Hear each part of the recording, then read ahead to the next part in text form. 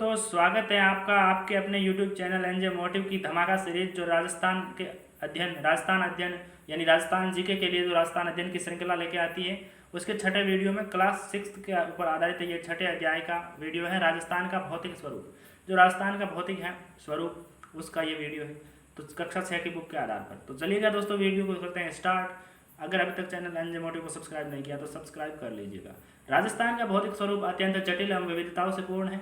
इसके मध्यवर्ती भाग में स्थित अरावली पर्वतमाला विश्व की प्राचीनतम पर्वतमालाओं में से सबसे प्रमुख है। फिर राजस्थान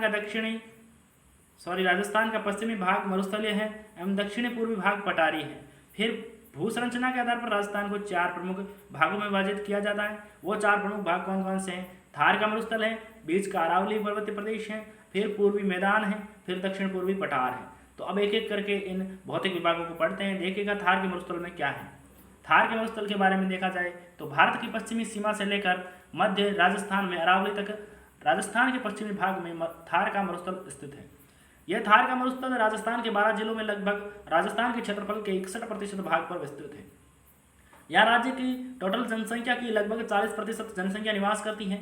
यह विश्व का सबसे धनी मरुस्थल है क्योंकि यहाँ पर विश्व के अन्य मरुस्थलों की तुलना में बहुत अधिक जनघनत्व, पशु घनत्व, वर्षा, खनिज विविधता, वनस्पति, सर्वाधिक जैव विविधता आदि रखता है।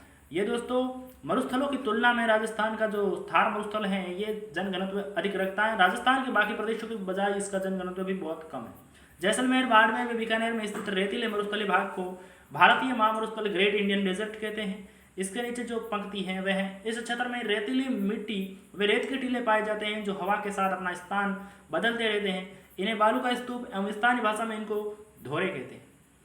क्या कहते हैं? धोरे। थार मरुस्थल को धरातलीय विशेषताओं के आधार पर मरुभूमि, नागौर की उच्च भूमि, अंत्य प्रवाही प्रदेशों में बांटा गया है। फिर आपका दूसरा भौतिक विभाग है अरावली पर्वतमाला। ये राजस्थान के मध्य भाग में दक्षिण पश्चिम से उत्तर पूर्व दिशा में विस्तृत है। यह राज्य के लगभग 9% भाग पर विस्तृत है। क्षेत्रफल के 9% भाग पर अरावली पर्वतमाला विस्तृत है। अरावली पर्वतमाला प्राचीनतम पर्वतों में से एक है जो दक्षिण में गुजरात के खेड़ ब्रह्मा से उत्तर में दिल्ली के रायसीना हिल तक 692 किलोमीटर तक लंबी फैली हुई है। अरावली पर्वतमाला राजस्थान को 2 भागों में विभाजित करती हुई आगे बढ़ती है। राजस्थान को 2 भागों में विभाजित करती है, एक पूर्वी राजस्थान व एक पश्चिमी राजस्थान।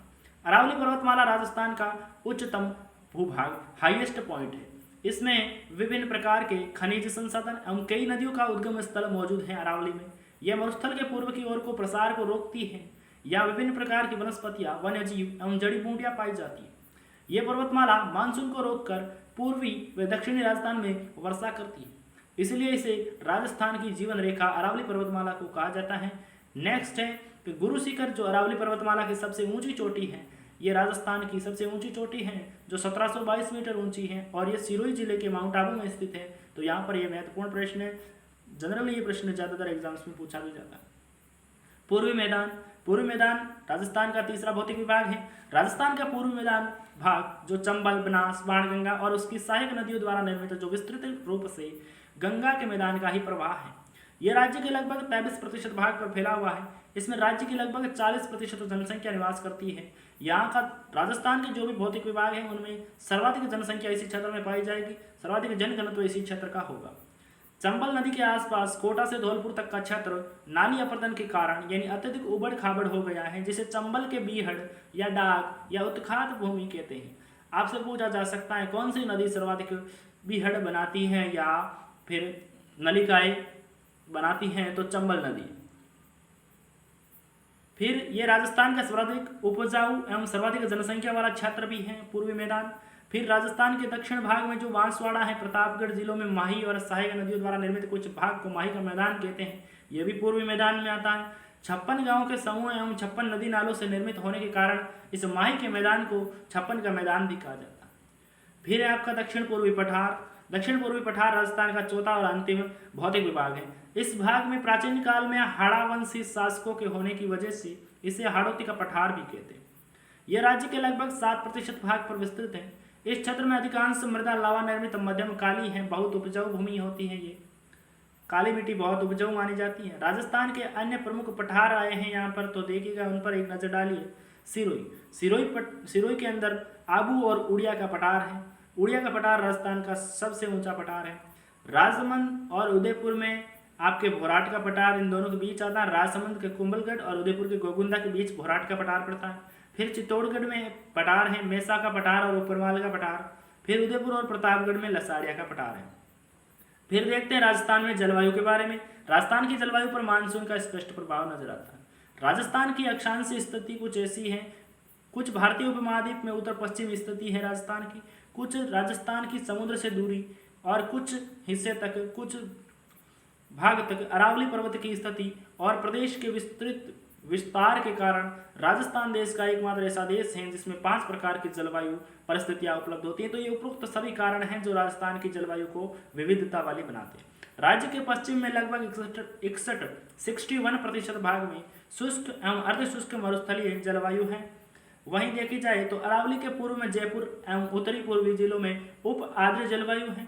वहीं सवाई माधोपुर से लेकर उदयपुर तक आर्द्र जलवायु है और दक्षिण में बांसवाड़ा और दक्षिण पूर्व में झालावाड़ जो अति आर्द्र जलवायु वाले स्थान हैं, यहाँ औसत वार्षिक वर्षा लगभग 100 सेंटीमीटर तक होती है। जलवायु की औसत अवस्थाओं के आधार पर राजस्थान भारत के अन्य प्रदेशों की तुलना में अधिक ही शुष्क है। नेक्स्ट, राजस्थान में ऋतु चक्र देखा जाए तो राजस्थान में मुख्यतः 3 ऋतुएं पाई जाती है। ग्रीष्म ऋतु में क्या है दोस्तों, विभिन्न क्षेत्रों में ग्रीष्म ऋतु में तापमान राजस्थान का चला जाता है लगभग 30-40 डिग्री सेंटीग्रेड से भी अधिक। फिर पश्चिमी राजस्थान के जैसलमेर, बाड़मेर, बीकानेर, जोधपुर, गंगानगर, चूरू इन जिलों में तापमान 40 से 45 डिग्री सेंटीग्रेड तक भी चला जाता है। भारत के अत्यधिक गर्म प्रदेशों में से थार मरुस्थल एक है। ये रेतीला होने की वजह से जल्दी गर्म व जल्दी ठंडा हो जाता है। अतः इस ऋतु में दिन का तापमान अधिक व रात का कम हो जाता है। इसी वजह से दैनिक एवं वार्षिक तापांतर भी इस प्रदेश का सर्वाधिक रहता है। इस ऋतु में राजस्थान का सबसे ठंडा स्थान, गर्मियों में देखा जाए तो राजस्थान का सबसे ठंडा स्थान है जो आपका माउंट आबू है और ये ठंडा होने का कारण है इसकी ऊंचाई।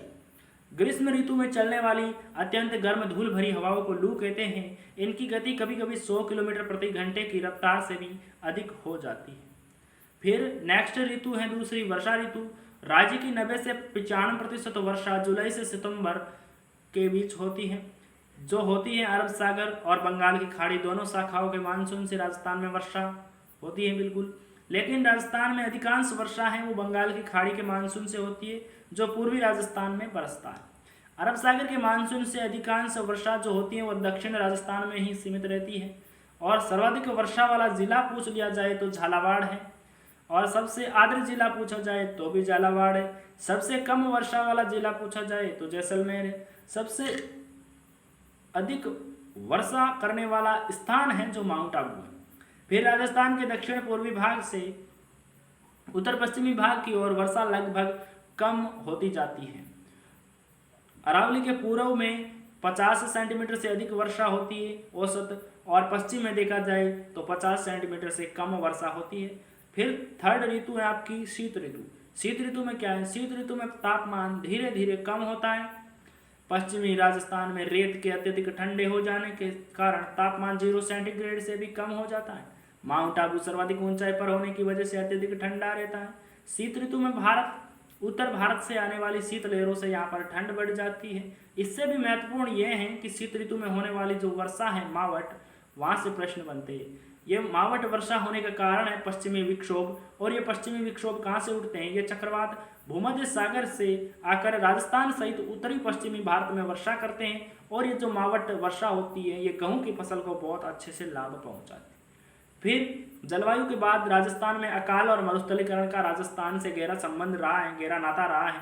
तो इसके बारे में पढ़ा जाए तो वर्षा के अनियमित होने की वजह से राजस्थान के पश्चिमी भाग में बार बार अकाल सूखा पड़ता है। फिर इस वजह से पशु पक्षियों के लिए चारा पानी तो मनुष्यों के लिए अनाज और पेयजल की कमी हो जाती है, जिसे अकाल कहा जाता है। भौतिक एवं मानवीय कार्यों द्वारा जब उपजाऊ भूमि बंजर व रेतीली मिट्टी में परिवर्तित हो जाती है तो इस क्रिया को मरुस्थलीकरण कहते हैं। बंजर का यहाँ पर शाब्दिक अर्थ है अनुपजाऊ। बीहड़ या उत्कात भूमि जो हमने चंबल के क्षेत्र में पढ़ी थी, वो नदी जल के कटाव से बनी उबड़ खाबड़ भूमि बीहड़ या उत्कात भूमि है। समवर्षा रेखा वो रेखा होती है जो मानचित्र पर समान वर्षा वाले स्थानों को जोड़ने वाली एक काल्पनिक रेखा है। मानसूनी हवाएं तो ऋतु के अनुसार अपनी दिशा बदलने वाली हवाएं मानसूनी हवाएं हैं। अपरदन जल या वायु द्वारा मृदा का कटाव होना। अपरदन क्या है? जल या वायु द्वारा मृदा का कटाव होना ही अपरदन है। फिर आ जाते हैं आपके अभ्यास प्रश्न। तो इन अभ्यास प्रश्नों में पहला प्रश्न आपके सामने है, निम्न में से कौन सा भौतिक प्रदेश राजस्थान में स्थित नहीं है? तो हिमालय पर्वत राजस्थान में स्थित नहीं है, अरावली, पूर्वी मैदान और थार का मरुस्थल राजस्थान में स्थित है। नेक्स्ट क्वेश्चन है आपके लिए सेकंड क्वेश्चन, अरावली पर्वतमाला की सबसे ऊंची चोटी पूछी है, तो ये गुरु शिखर हो जाएगी।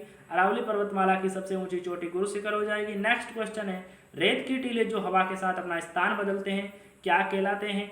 तो ये रेत के टीले धोरे कहलाते हैं। नेक्स्ट क्वेश्चन, ग्रीष्म ऋतु में चलने वाली अत्यंत गर्म धूल भरी हवाओं को क्या कहते हैं? तो लू कहते हैं अत्यंत गर्म धूल भरी हवाओं को।